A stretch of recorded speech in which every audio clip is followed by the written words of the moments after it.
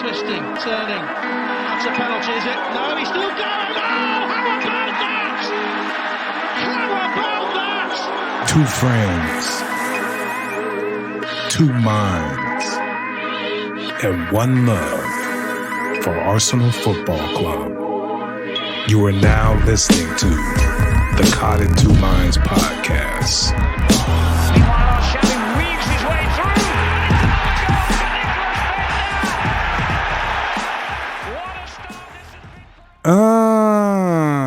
What's going on, everybody? Welcome to the podcast, Caught in Two Minds. I'm E. Marshall, and that man sitting to my left is Fitz, a.k.a. Gooner Rush. What's really going on, big partner? Hey, man. How you doing? You know, Not I too thought bad. I'd make people jealous sitting outside in the beautiful nature in California. Yeah, It's brisk, but, you know, it's not bad. Not I bad. feel you. I think we finally thawed out. We're out of the woods as far as the bad weather here in Dallas, and I had no problems. Heat, food, so it's tremendous. You always want to live near rich white people whenever you get a chance, so your shit don't go out. I'll give you a good old Texas. Well, bless y'all hearts. Bless y'all hearts. Appreciate that. And to go along with that, bless Arsenal's hearts today. Bless their hearts. Just, you know. Arsenal hosting Man City, and get off to a slow start, give a goal in the first 2 minutes of the game, and we end up losing 1-0. A lot of changes. They were to be expected coming off the Europa League match on Thursday. Any questions about the lineup, Fitz? I thought, That's know what I what? thought. I mean, for me, I believe the two center backs that started today, Holding and Mari, are our two most athletic. They're the quickest center backs we have, I think, and I think that was a strategy by Arteta, is that he wanted some guys that could move around a little bit better than Luiz. And I mean, it's hard to say that they're better athletes than Gabriel. Gabriel's a great athlete himself, but I think these two are kind of quicker, kind of, more decisive. If they make a move towards a ball, they're just quicker at it. So I got you. I understood that. I thought it's a tough game for Mari to come straight back into. He hasn't played in a while. He's playing against City.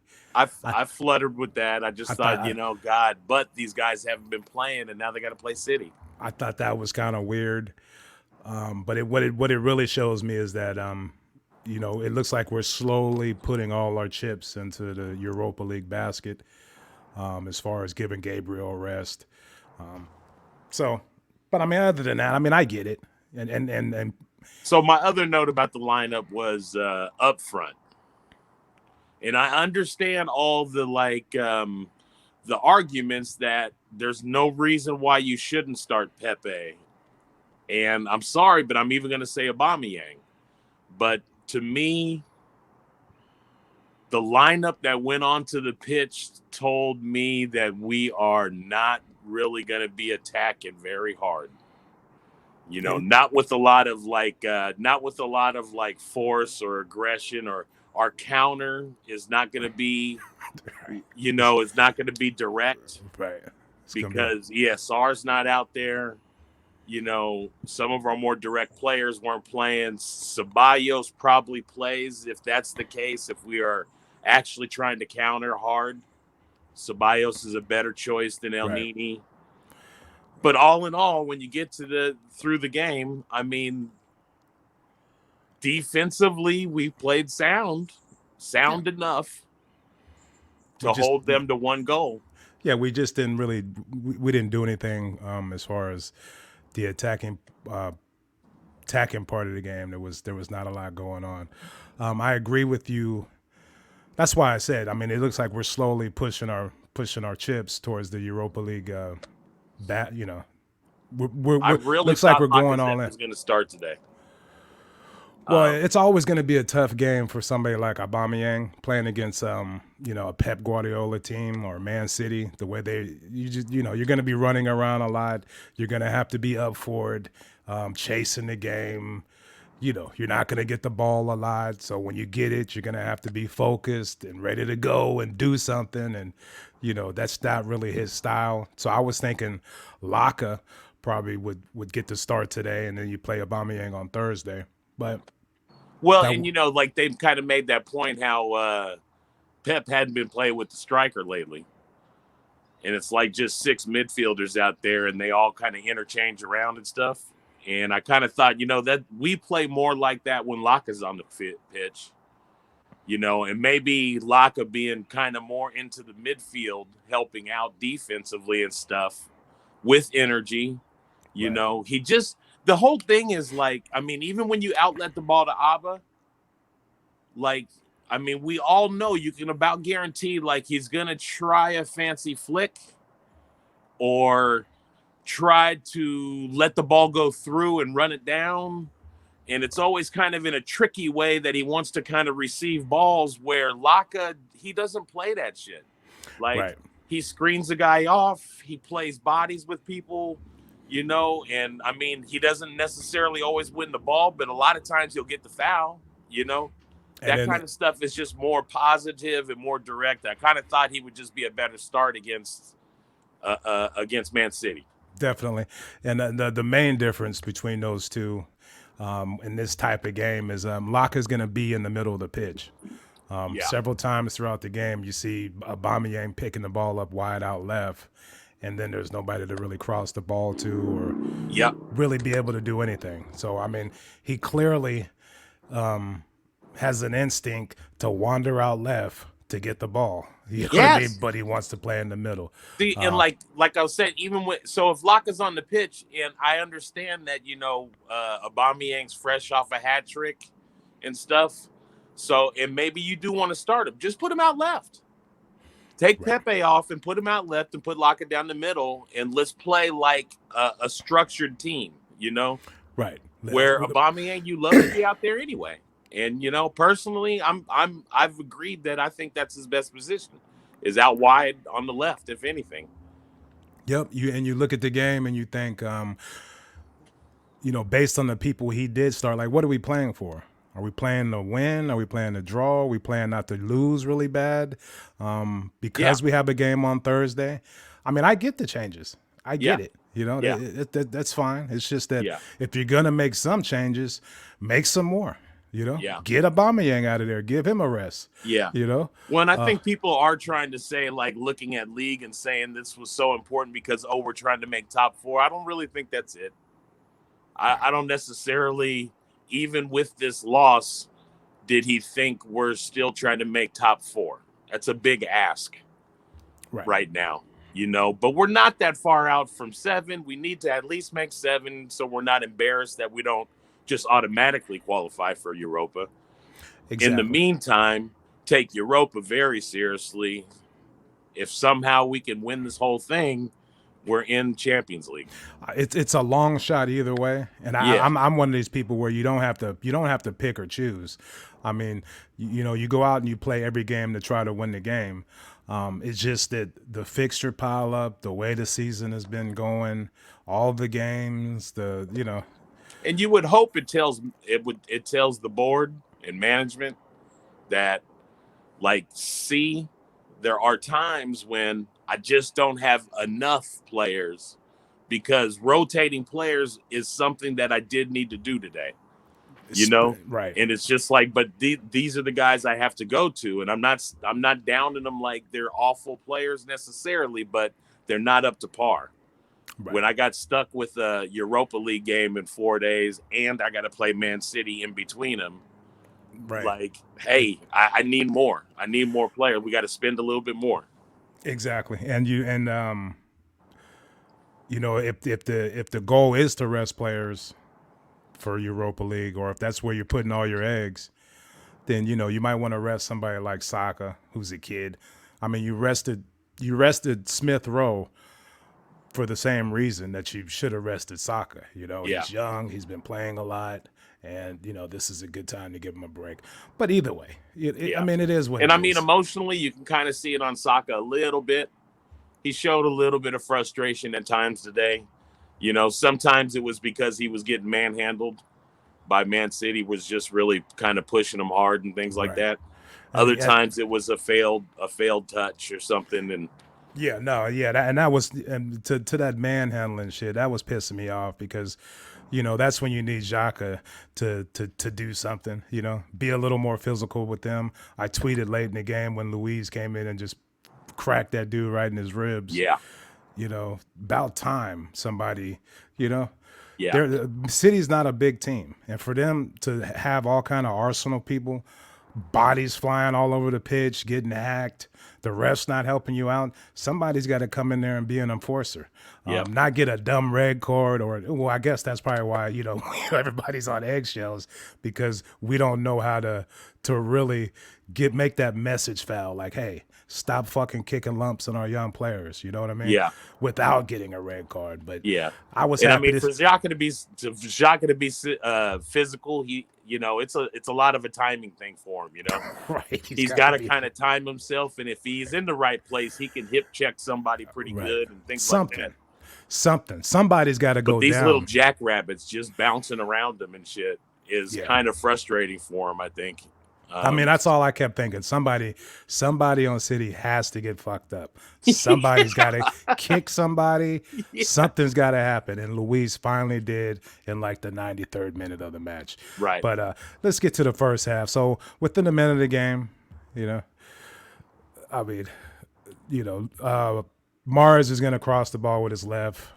Tierney should have known that. He gave him a little space. He let him cross it with his left. And it was just one of those things where Holden, he wasn't marking Raheem the way he should have been, and then quick, easy goal for them. And once again, we're starting the game off down in a hole. That's like old school Wenger. That's Wenger late years Arsenal. You know what I mean? I know. We're down early. I know. Here we go. It's just weird. The whole play. It's just a hell of a play because Holding. I mean, he should have marked him better. It was just a great pass. On the same really. side, he's got 7 inches on Sterling, and he's in front of him. It's not foolish for him to think like that's not my necessarily biggest threat. Right. But Mahrez made a beautiful pass. And it all starts with the cross. That's why I give more of the blame to Tierney than Holden. Yeah. Because he's gonna cross that with his left foot. Right. And you gave him the space to do that. Right. And it was a beautiful pass. And it kind of, like you said, it put Holding in a position where, he was there. He's not going to be all over the guy. But Andy jumped. And, it's just like, damn, it was a nice pass. Shit. It was just a great pass. I will note in the first half, once again, we don't find the net. But I'm noticing more and more the through ball down the middle to somebody in a more threatening position. We're not stumbling on our opportunities as much. We're actually like seizing opportunities. We see somebody slide in the middle, the pass goes through, people run off of them. It didn't take long for Saka and KT to get together and start doing their thing again. That's what I was going to say. The they bright were finding Saka early. KT was running around the outside. They were getting it going. That's what I was going to say. The bright spot of the first half would have been Tierney bombing up and down that left hand side. The chemistry. What was weird is like Saka in the first half was getting the ball more in the middle of the pitch. He was. It was a weird thing because it was like, oh wow, where is he kind of playing? But he was getting the ball in the middle of the pitch, and Tierney was working off that, and it was pretty much the only bright spot. I mean, those two. I think who put because it was El Nini. El Nini played deep. He kind of played the deep guy, and Xhaka kind of came up a little bit. Right. But El Nini was playing deep, but he was playing down the center deep. Like he was almost like the third center back right in the middle almost. But Yes, but so once we gave up that first goal, I thought they had a few other chances, but for the most part, we were threatening on some of those counters with Tyranny and Saka doing their 1-2. The weird thing is we get nothing out of that right side with Pepe and Bellerin. Like they can't emulate what Tyranny and Saka do at all on any level. And we're just so lopsided. Like if we're not creating anything on that left hand side, nothing's happening. We're chasing the ball, and there's just no threat. It's such a conundrum because Saka and KT play very good together, and it's like I wouldn't want to break it up, but like even Saka got Bellerin going when he was playing down the right. And it's as like, much as he could, yeah. It's almost like, man, I don't know, maybe Saka should play on the right. And, well, when and Pepe then we got to figure out the left, which I'm telling right now, I'm leaning ESR in the left and Odegaard down the middle. So, when Pepe played on that when he played on the left a few weeks ago, he was effective. He scored the goal or whatever, but yeah, we're just unbalanced. We're not getting anything from that right side at all. Yeah. At all. And today was cold Pepe. Remember I said there's hot Pepe, there's medium Pepe, there's cold Pepe. Today was cold Pepe. And I saw him sometimes, get frustrated because somebody didn't give it to him, make the pass to him. Mm-hmm. But I mean, hey man, I think this is it's over time. Things get worked out, man. I mean, right. More and more guys don't have confidence that something's going to come out of it, so they look somewhere else real quick, So Aubameyang is cutting down the middle of the pitch, or somebody's out wide, way open, and just cross, swing it around. I don't know, but it's not just coincidence. It just kind of dies over there, Yeah, to the point where sometimes we don't even attempt it. Yeah, we just don't even go for it. We don't even try to do anything on that right side of the pitch, and it really showed me how much we've been missing Tyranny late in the first half. So comfortable to have him out there just doing you knew where he was and where he was going, and right, and the defensively too, he's able to get up and down, go forward, come back, defend. Yeah. So yeah, it's just really weird. And even when he was out, Cedric was playing over there, and he gets up the pitch and does more things than Bellerin. I just don't understand what's Bellerin doing. This will be a pre-trailer for the end of this show, but awful game, man. I thought he had an awful game. I thought he played like he normally plays. Bellerin played much worse than he's been playing for the last few weeks. He's just really bad. Yeah, he like normal, but he's my whipping boy. But in this situation, it's just unfair to just go off on him because he always plays like that. There's no aggression, there's no aggressiveness going forward. There's nothing really going on. There's no crosses. There's no overlapping. Defensively, he's kind of a liability now. So he's just some of those things that were just embarrassing was just in tight spaces, or whatever, and somebody does something to get out of it, to pop him the ball, and he ran the other way because somehow he was I'm not saying you got to read the play right every time, but man, I watched you 4 times in a row not link up with somebody that was go, and he went out wide, or go, and he cut into the middle, and it was hey, dude, I don't know, man. And that's what I always say. There's no aggressiveness. No. There's no I'm gonna take this. I'm gonna go for it like Tyranny goes for it, or even Cedric. There's none of that. It's just what do they call that? He's just timid. He's just trying he's acting like he hasn't been at Arsenal for years, and he's got tons of experience, and he has ability to play at a high level, He acts like he's a rookie in this team and he doesn't want to mess up. So he's playing on eggshells the whole game, especially going forward. And it's affecting them defensively. The 5 throw-in penalties early in the season. Right, he's got just ripped his guts all out, and he's just like, ah. but yeah, so that was that. I mean, so we're down 1-0. It's just one of going into this game, I was just like, great, we got to play Man City because they're ball hogs. You're gonna be chasing the game. It's just really no fun to watch if you're going against them, especially the way we've been playing. So I was expecting this type of game, but I really have to say we did hang in there well. We started defending good.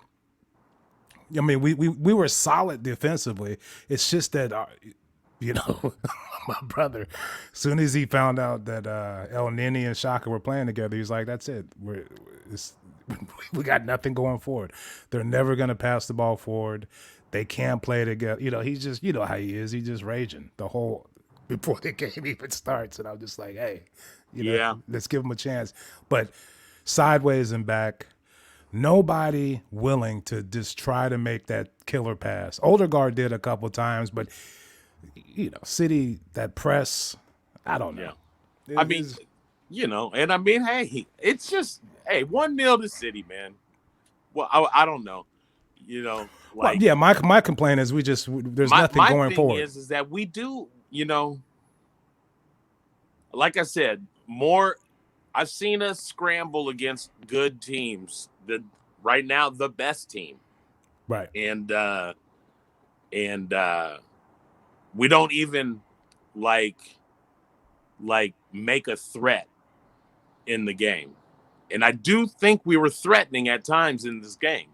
There were times that we got the ball into their final third, and there were times that we found slotted passes to people, and they just didn't connect up with the next person, or we didn't take a lot of shots. Right. But that's my problem, is that we're not the best percentage scoring team, and we need to take shots. We got to just let some balls go, man. Yes. Like Xhaka should have the green light every time he gets to about 25 yards in. If he's receiving a ball at 25, let it go, man. Let it go. Something might happen. Especially in a game like this. Yes, we got to take shots. When you barely have the ball and you're barely creating any chances, yes. Somebody take a shot. Somebody do something. Somebody. Yeah. Don't stop because our scoring rate's not great. No, it's not. We don't hit the back of the net quite enough. And this is one of those games where you could nick a goal. If if you don't shoot, you can't score. And so that Pep's goals always got a little head case to them. You can catch one out of position sometimes. It's like, but you got to take your shots. I'm repeating myself now. But you need somebody who's going to try to make that killer pass, try to keep it, break the press, go on a run, and find a through ball to somebody, and for them to shoot. There's two pieces to that, but we didn't have that. El Nini's not going to do that. Shaka's not going to do that. Saka and Tierney tried to do that throughout the game, but that's it. Nobody. Odegaard. Yeah. Hey, on Abba's hat trick, the goals, one was a penalty, but the first one was very direct. He made a quick move and snapped the shot off and scored. Yeah. He didn't do a fancy back heel, bring it to my feet, tap it past the defender, and chip somebody. He just quick move, scored. Right. And the third one was him being decisive on the back post and ESR hitting him on the cross. And he headed it in. It's directness. It's like I need more direct. And Pepe, his few game run that he was playing really good and stuff, he was playing hard and direct. He was going at players. He was trying to get the ball past them. He was trying to make runs. Not today. Right. Not today. And their fatigue is not even an issue for him. He ain't played in 2 games, I think. Yeah, I don't. He didn't. Yeah, Came off the bench. I mean, but right. So he should. I mean, I can understand some of the other players. Like Saka. You know yeah, what I mean? I can understand him maybe being off a touch here or there or being tired. Even Aubameyang, but there's no excuse for like a Pepe to. But when you're not getting the ball, City played on Wednesday.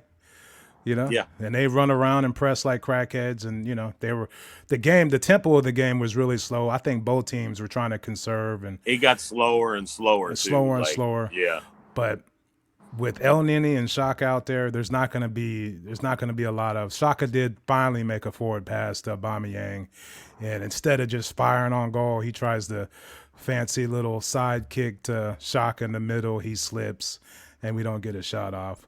But that was it as far as those two. in a very incredible way too. When they finally showed the last angle of that Saka shot, Yeah. he put laces to the ball. Like when he was slipping and he was falling down. Yeah. And that last angle they showed from behind, he hit the ball clean. Like it was actually on target. The defender shinned it off out of the way, but he the struck kid's it. amazing, man. He's an amazing player. Yeah, like I said, he was popping up in the middle of the pitch in the first half and getting it, going on little runs and kicking it out to Tierney. Yeah, the only one of him and Tierney, the only bright spots, Yeah. They Yeah. excuse me. But I mean, after Holden's, blunder early, I thought he played a really good game. yeah, the whole defense. I mean, Yeah. there was a few. Mari shook me up a little bit, a couple times. I was like, Right. Big dude. Yeah. Big dude. Yeah. Big guy. Moves good. Moves good for a big guy. But after the goal, they created a few other chances, but I thought all in all the defense held up well. It just we couldn't get anything we couldn't get anything going forward, or we couldn't nick that goal. And that's the sad thing, but that's kind of been the theme of the season, not enough shots, not enough chances created. Yeah. I mean, yeah. So one of the best messages of the game, yeah, is kind of, we'll see if this will pan out on Thursday if this is the truth, but by omitting some players, like he may be, he's rounding up to get set up for Europa, which means we probably get ESR. Yeah. And what I'm hoping is Cedric over Bellerin. I can understand if you say Cedric needs a rest this game because he's been playing so many games and KT's back. Now, all right. But if Europa's our important game, then I'm thinking Cedric gets the start. I hope so. Ceballos is probably playing over, El Nini at least. I'm assuming Partey is still not ready. I don't know for sure.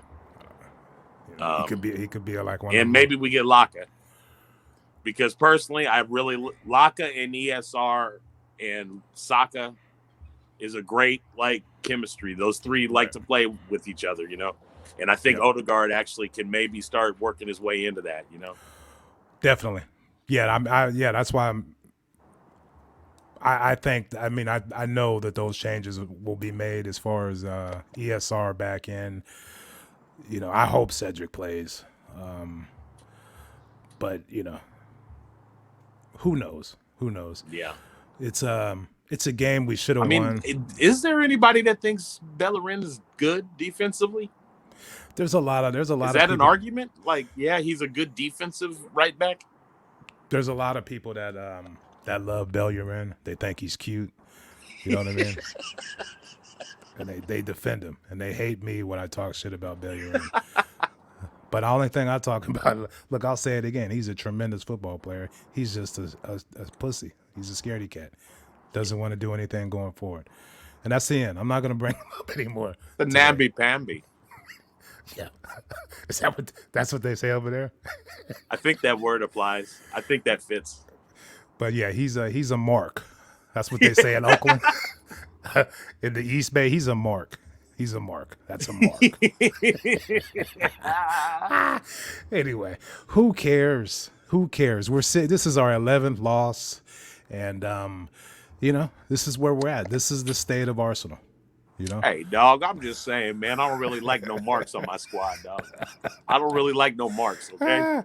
He's a mark. I mean, what do you want from me? But, hold on, 1 second. I didn't get a chance to comment about the Benfica game. We should have easily won that game 3-1. But it was one of those games where Alba didn't really give a shit. And I'm going to say that. I mean, let's be honest. He missed 2 sitters, and even Saka realized that, okay, this guy doesn't give a shit today, so I'm going to shoot. And you can see him start shooting. Yes. He was being more aggressive. He was shooting. So the legend of Saka continues. Like, me and him are on the same wavelength. He realized, this guy, he doesn't give a shit. Let me shoot. And eventually he got his goal. So that's all I really want to talk about. I thought you hit it on the head. It was good to see Tyranny back.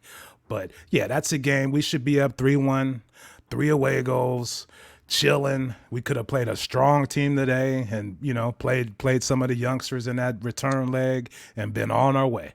But the captain of the team. Oh, no. We would have played Abba and those guys in that. Either way. That's my B squad, okay? Abba, Pepe.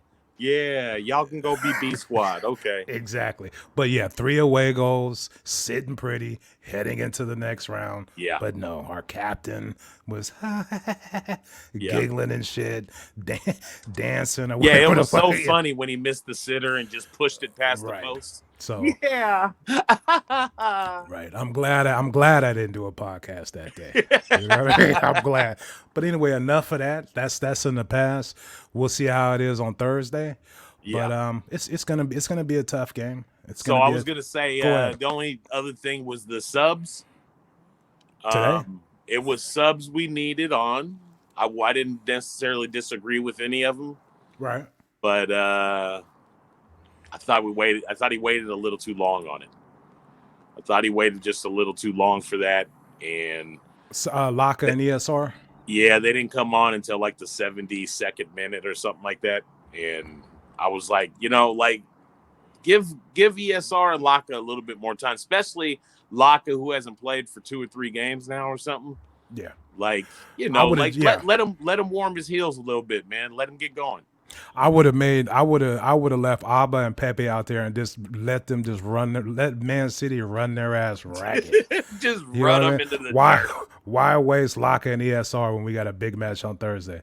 Because we could be playing. They could play for 3 days in a row. We're never gonna score a goal. Never.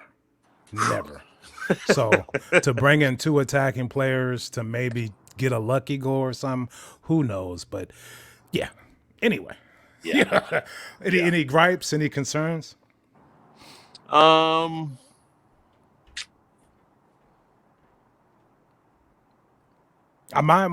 me hit you off one of my okay. The slow start. We've given up another goal within the first 2 minutes of the game. Okay. Enough is enough. Whatever you're telling these fools before they come out at halftime, tell them to tighten up, be alert, and be ready on defense, because that's getting ridiculous.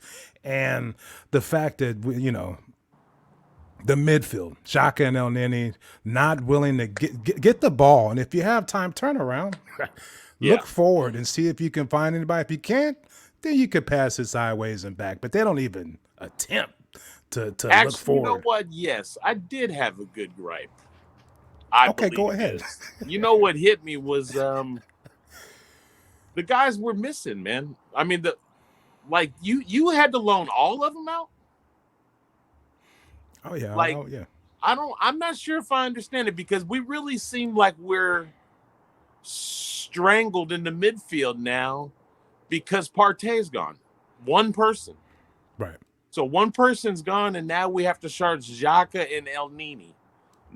Not enough forward push to athleticism. Make anything a threat. We're not a threat this way. Right. And hey, no matter where you sit with Willock, Him next to Xhaka He's is better than definitely El more Nini. of a threat to at least pick something going forward, to retain possession on somebody and get by him. Like, I don't know which one it is. Him, Maitland Niles, I don't know. Like everybody's got to go now for loan, and we don't keep anybody back to like cover. Right. In the meantime, we got like 6 center backs. We got a shitload of center backs, and Chambers still on the team.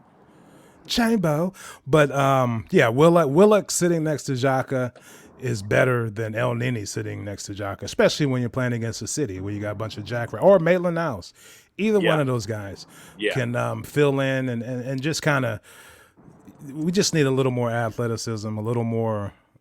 Somebody with a little more forward thinking. Xhaka does it every blue moon. Like I said, he made a good pass to Aubameyang, and Aubameyang tries some cool little flick out, but it just doesn't happen enough. So when Partey is not out there, if Saka and Tyranny can't do anything and create anything, we're struggling. Where Xhaka plays when Partey's out there is where I like him to play, kind of sitting back and supporting the back line, kind of. Mm-hmm. And so my theory would be the person that kind of, if Partey's out, like who kind of fits him. Currently on the team, Ceballos gives you a more of that type of game. Right. But, if you make the decision, it's probably Willock. Right. Like, he's not going to do it as good. He's not as aggressive defensively, but moving forward, he picks passes out like Partey likes to do. He likes to, deceive and get around guys, and he's not bad at it.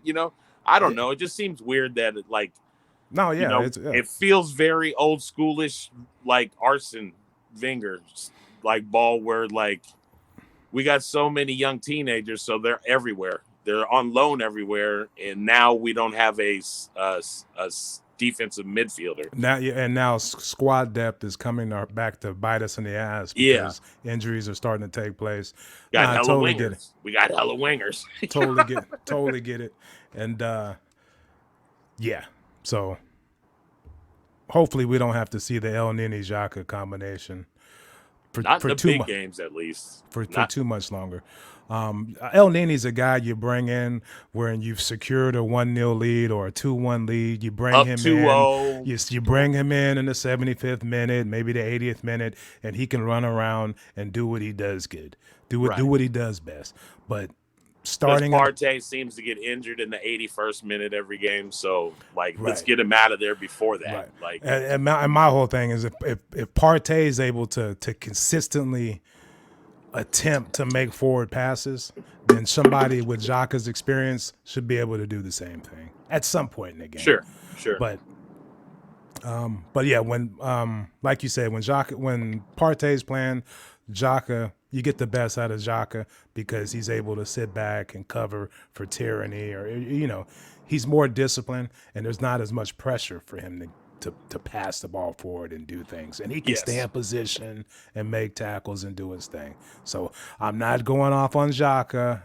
That's the biggest debate on Arsenal Twitter. So give Xhaka a break, just please, okay. Anyway, you got any standout performances? Any man in the match? It's I thought Tierney and Saka. That's why was the best thing all day. Working that left side. The chemistry those two have, we like you said, we kind of missed it because Saka's been playing over there on the right. But when they're over there, those little interchanges and their runs and their passes to each other, it's promising for the future. If we can get that right side and maybe balance it out, that would be tremendous. But as long as Bellerin. Oh, I said I wasn't going to mention his name. I got a quick point. Playing Leeds and Man City before big games on Thursday is tough because there's a lot of running around. There's a lot of chasing. They both try to play physical, even though they got tiny players. Yeah. How are they so strong? I know. Like seriously. I know. But you know what though? Just keep going down the list though. with Villa. Yeah. With Grealish, and he ain't the only one. Like, there's a bunch of little stout little dudes that are just strong. Like, that's what was wrong with Bellerin today. He had to play Raheem Sterling, and he had nightmares. He had nightmares about having to play this guy. Right. Pound for pound, who you got? Mane. The debate continues. Pound for pound, cage match. Who do you have, Mane or Raheem Sterling in a fist fight? I'm starting to lean Mane. Me too. Because he's he punks everybody. I was watching the Liverpool game and he cussed out the ref. I mean, he's raging. Anyway. Well, and once you get over a certain shade, then the ref is scared of you too. Like, he's like, I don't want to, they got a superstition thing like built in there, like from years back, If your hairline starts in the way back in the top of your head, you're scary. You're scary. Gervinho, yes.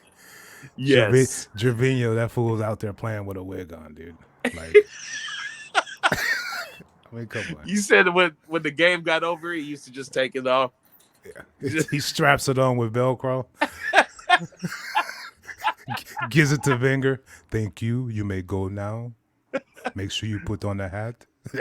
But anyway. But you guys understand, this is like 9 years ago. This is the inspiration of us doing this podcast. Right. Conversations like this. Hey, man, you think that's a wig on Gervinho? Or is that like really his hair? It's a Velcro. It's Velcroed on, dude. That's a wig. And Mane, I think Mane, if it's a cage match with him and Raheem, I think Mane gets him. No knockout. I think he just gets the decision. Because Raheem, fool. But yeah, that's a good point. He was whooping Bellerin. Sometimes he get the ball and just be like, oh, okay, I got this little girly man on me. Let me whoop his ass. Bellerin would not step to him because he knew, like, one step to him and he'll just blow by me. Oh, yeah. So anyway, on that note, Arsenal, what do we got? We got Benfica on Thursday, and then we got, who do we play? Some Premier League team on Sunday.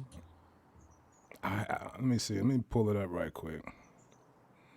I forget. I mean, the games come so quick and fast in a hurry. Oh, wow. Then we got Leicester City on Sunday at 6 a.m. Thank you very much.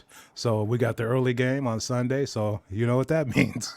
Oh, boy. Fingers crossed. We'll see how it goes. But, yeah, we're going to get out of here. Thanks for tuning in. Thanks for all the support. We appreciate you guys listening. Tottenham Hotspurs. Yeah. Still ahead of us on the table. That's okay. Everybody likes to get on Tottenham, but they're still ahead of us. Anyway, I get it. I love the fact that Jose is losing. So yeah, and he's gonna obliterate that team and leave, and go on somewhere and coach. So it's tremendous. But yeah, we do most of our damage on Twitter at CITM Podcast. Give us a tweet, follow us, join the banter. We really try to interact with you guys, but and also we have a YouTube channel, Cotton Two Minds. But yeah, that's about it, man. Thank you guys for listening. And you got anything, Fitz? Appreciate it, everybody. Enjoy your life. Okay. Oh shit! I got a phone call. Peace. Twisting, turning. That's a penalty, is it? No, he's still going. Oh, how about that? Thank you for tuning in to Cotton Two Minds. Please head on over to iTunes to subscribe, rate, and review. All feedback is much appreciated. And be sure to follow us on Twitter at CITM Podcasts, at Guna Rush, and at eMarshall Comedy. The music of this podcast is brought to you by Statics. If you like what you hear, please head on over to staticsmusic.com and be sure to follow them on Twitter and Instagram at Statics Music. That's STATX Music. Peace.